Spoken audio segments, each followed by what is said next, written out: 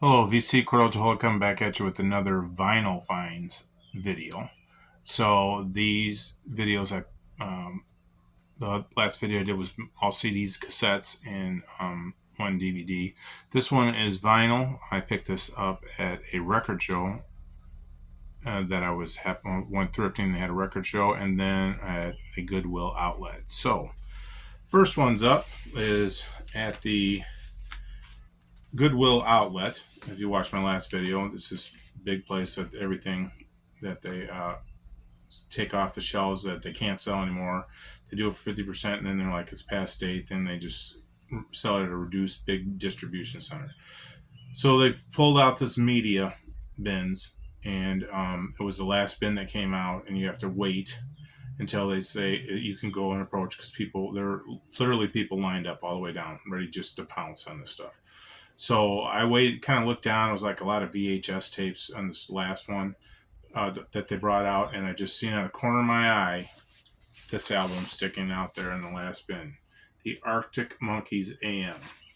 I know the cover's a little bit dinged up. The record didn't look really like a big warp on it, but no scratches or anything else. But for $1, I went in and grabbed this album. I've been looking for it on CD. I had it on CD a long time ago and passed it up because I didn't think it was going to be very good. Here it is. So I got that one. The second one I just picked up. This one is scratched up. I'm just probably going to sell it. But it's called Class Animals and How to Be a Human Being. So picked this up. Didn't even have a sleeve on it in that one. So got those for $1 each. So I was really excited about the animals. The record show. So I went to the record show and they had, man, just about how much people went for vinyl records. It's unbelievable. One guy was there and I was looking through and he had some really beat up records, but they were $3. So I was kind of like looking for a cover, just some odd. Sometimes I do like to buy fillers if I don't see it, and just depending on it. So checking through warps and those kind of things. So there was for $3, and then the rest of them they're like at $10, $20, just $30, $40, $20. I'm like, this is before I went to the Goodwill outlet to buy that other stuff. So I'm like, I kind of want to be a little bit picky here. So get to the whole point is like I like soundtracks. I found Close Encounters of the Third Kind pretty decent for $3, so I had to pick that one up.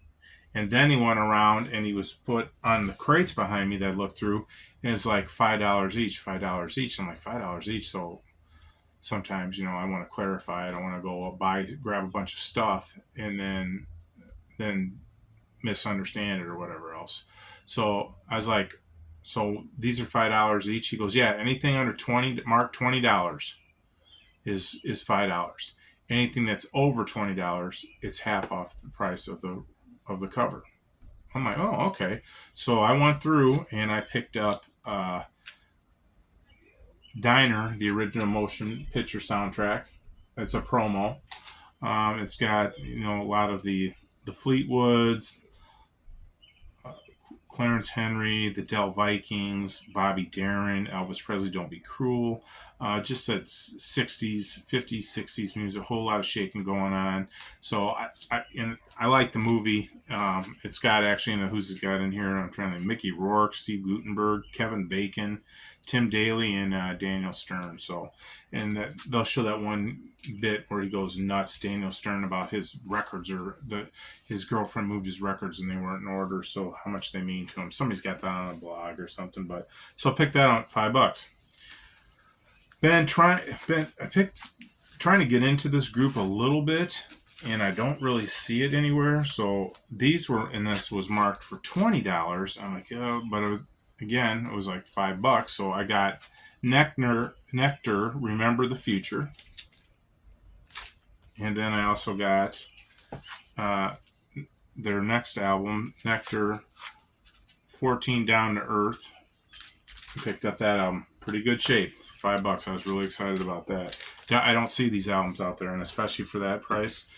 Then I needed an upgrade on this one. I was like going back and forth, but I bought Foreigner's Double Vision. It's really clean. like that one.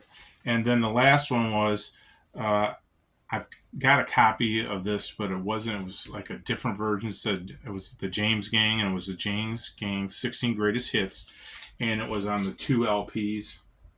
So I picked this one up. It was normally 10, so it was 5. Still was half off, but I had looked at the records. They looked pretty good, so I wanted that one. It was on the ABC label. So those were my vinyl finds. Like I said, not as much as the CDs. The vinyl just was really expensive.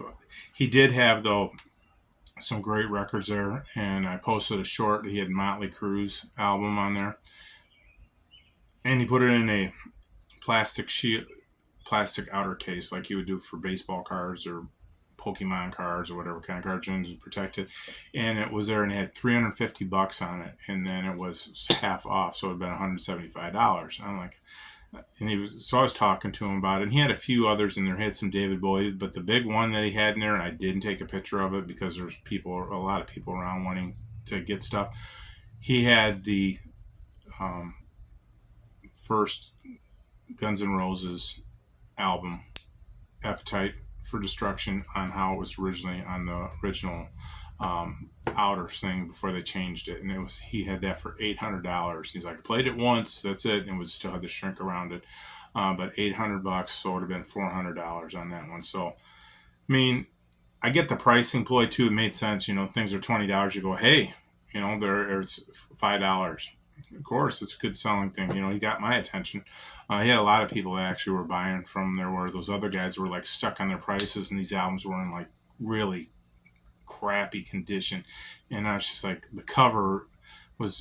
there was a cover of Bobby Bland that was all beat up and everything else, and it was like $10 just the cover, no record in it. And I'm like, okay, I'm all for covers. I did a video about the worst covers, but there was no way in this earth I was going to spend $10 on a Bobby Bland cover for my record that looked that beat up and that atrocious. It's just like, sometimes, do you want to sell stuff, or you just rather stick to your principles and say this is a good deal? I know eventually most guys will say, oh yeah, you got $100 there, I'll give it to you for 70. How's that sound like a good deal? Which they'll do if you ask them, hey, are you going to make a deal on any of these things? And some people are negotiable, some are really anal about it. But when I see prices that are like outside of my price range, I mean, like that Motley Crue one, man, that's a car payment for me. There's no way I was going to buy that. I mean, if you had the money for it, more power to you. If somebody scoped me and paid me to buy it for them, I would do that in a heartbeat. Like, hey, would you want this?